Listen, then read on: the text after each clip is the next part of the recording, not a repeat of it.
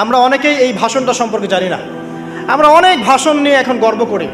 নবী করিম সাল্লাল্লাহু আলাইহি ওয়াসাল্লামের এই যে সর্বশ্রেষ্ঠ ভাষণ, এটা কতজন জানেন? বিদায় হজের ভাষণ। কতজন জানেন বিদায় হজের ভাষণে নবী সাল্লাল্লাহু আলাইহি ওয়াসাল্লাম কী বলেছিলেন উম্মতকে?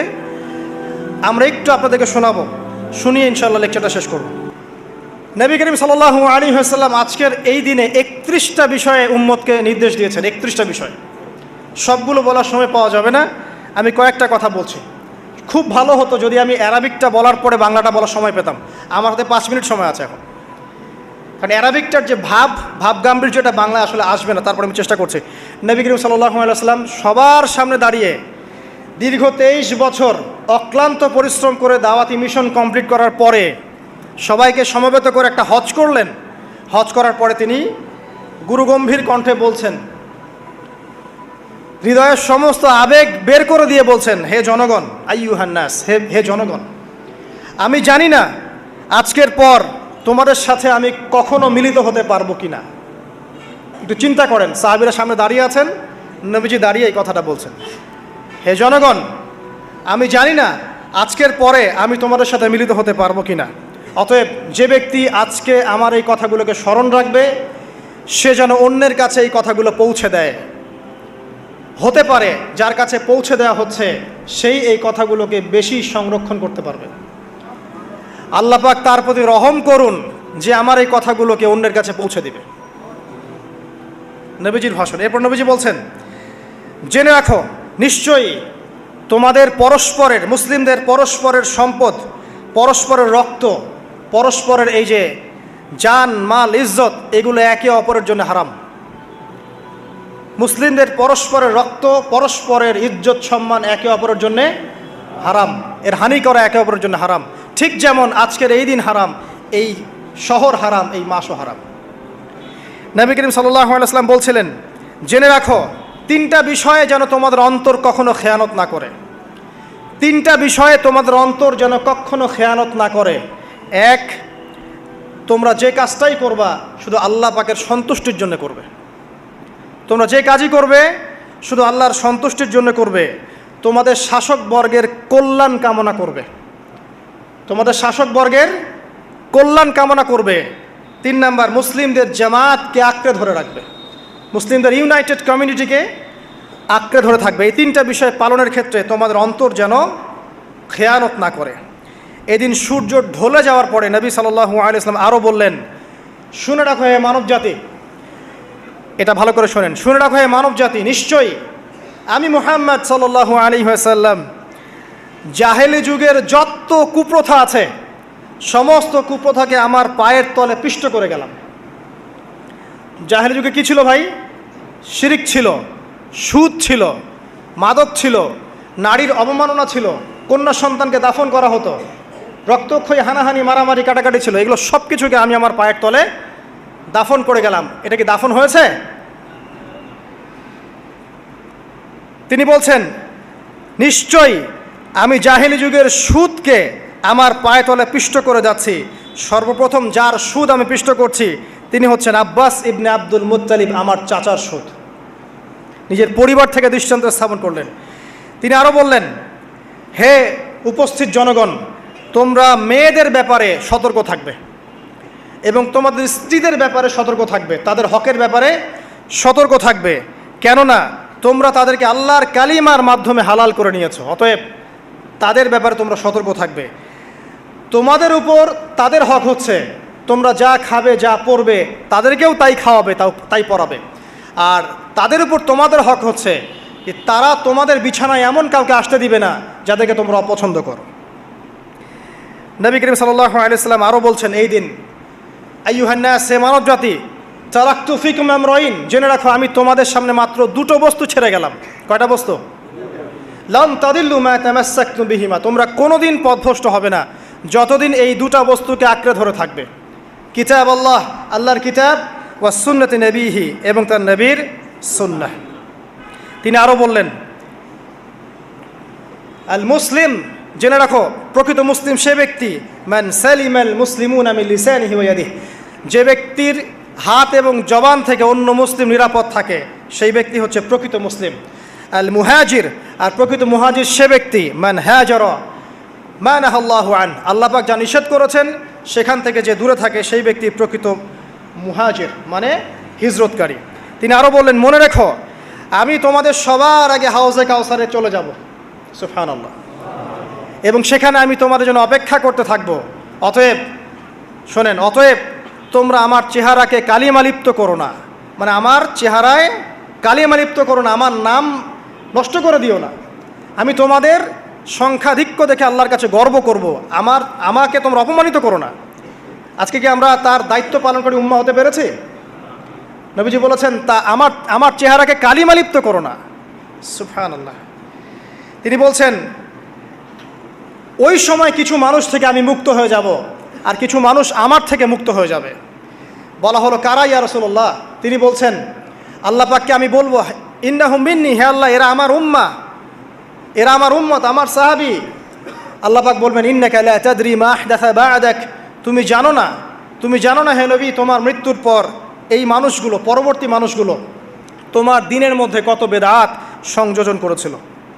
তিনি আরও বলেছিলেন, হে জনগণ জেনে রাখো, প্রত্যেক পরিবারের জন্যে প্রতি বছর একটা করে পশু জবাই করার বিধান, প্রত্যেক পরিবারের জন্যে, সামর্থ্যবান পরিবারের জন্য প্রত্যেক বছর একটা করে পশু জবাই করার বিধান রয়েছে।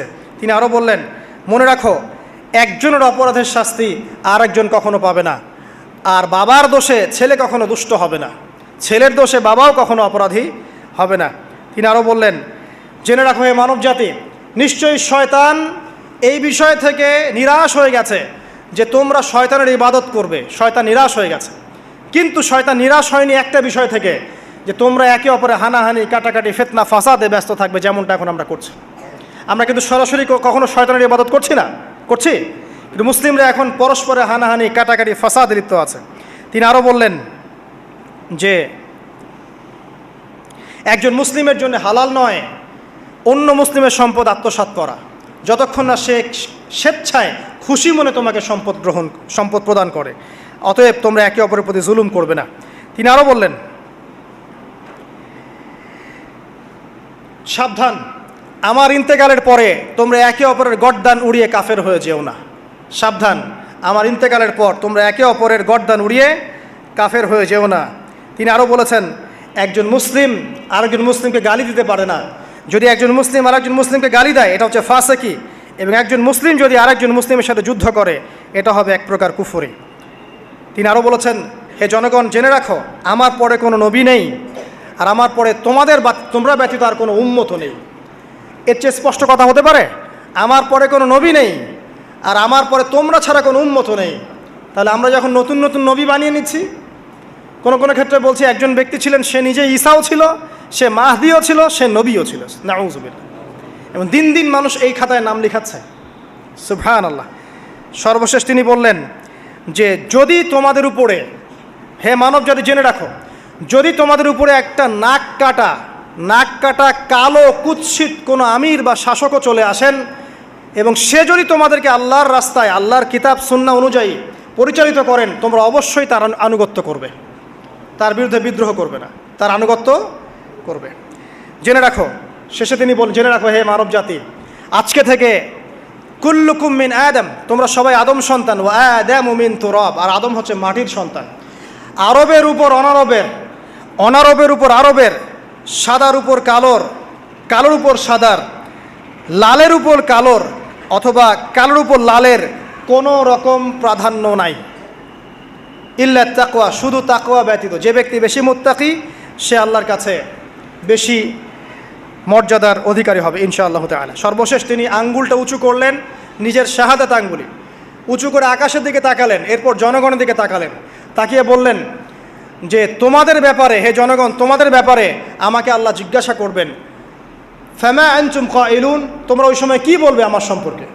তখন সাহাবীরা বললেন, আমরা বলবো যে আপনি বাল্লাগতা রিসালাতাক, আপনি আপনার রিসালাত পৌঁছে দিয়েছেন, ওয়াজ্জা আমানাতাক, আপনার আমানত পূর্ণ করেছেন, ওয়া নাসাহতা উম্মাতাক, এবং আপনি আপনার উম্মতকে নসিহত করেছেন।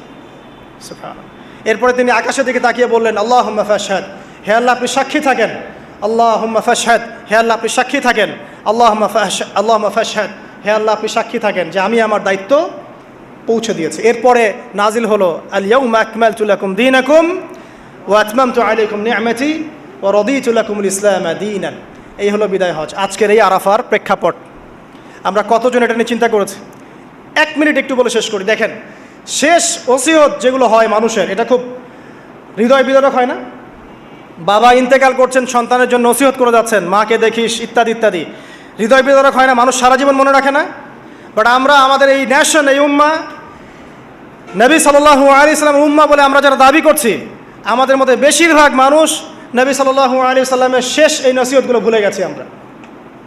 নসিহতগুলোর মধ্যে সবচেয়ে ইম্পর্ট্যান্ট ছিল শিরক থেকে দূরে থাকা, সুদ থেকে দূরে থাকা, মুসলিম ভেদাভেদ না করা, শাসকের কল্যাণ কামনা করা, বিদ্রোহ না করে শাসককে উত্তম নসিহত করা। এবং আরেকটা হাদিসে তিনি বলেছিলেন 5 ওয়াক্ত সালাত আদায় করবে, সওম পালন করবে, রমজান মাসে সাধ্যমতো সাদাকা করবে, মুসলিমদের জামাত আঁকড়ে ধরবে, ইনশাআল্লাহ হাসতে হাসতে জান্নাতে প্রবেশ করবে। আও কামা ক্বালা আলাইহিস সালাম। জাহেলি যুগের সমস্ত প্রথা ছেড়ে দেওয়া ছিল আজকের দিনের মূল মর্ম, আমরা ছাড়তে পারছি না। সুদ ছেড়ে দেওয়া ছিল মূল মর্ম, ছাড়তে পারছি না। শিরক থেকে বের হতে পারছি না।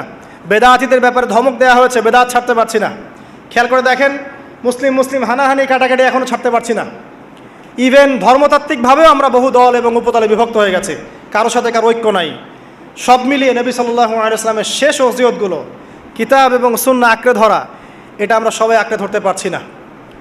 আজকের এই দিবসগুলো এই জন্যই আল্লাহ পাক বারবার ফিরিয়ে দেন, যাতে করে এগুলো নিয়ে আলোচনা হয়, আমরা এগুলো জানতে পারি এবং আমল করতে পারি, এই চেতনাগুলো লালন করতে পারি, নিজেরাও শিখি, পরিবারকেও শেখাই, আগামী প্রজন্মকেও শেখাই ইনশাআল্লাহ তাআলা। আশা করছি ইনশাআল্লাহ আমরা যদি নাও পারি, একসময় এমন একটা প্রজন্ম আসবে যারা নবী সাল্লাল্লাহু আলাইহি ওয়াসাল্লামের উম্মার মতো উম্মা হবে ইনশাআল্লাহ। অতএব প্রিয় দিনী ভাইয়েরা, আসুন আজকের দিন, জুমার দিন, আমরা এই দিনে ইবাদতগুলো বাড়িয়ে দেই, আরাফা, সওম এবং দোয়া, জিকির আজগারগুলো বাড়িয়ে দেই, একই সাথে আসন্ন কুরবানির প্রস্তুতি গ্রহণ করি।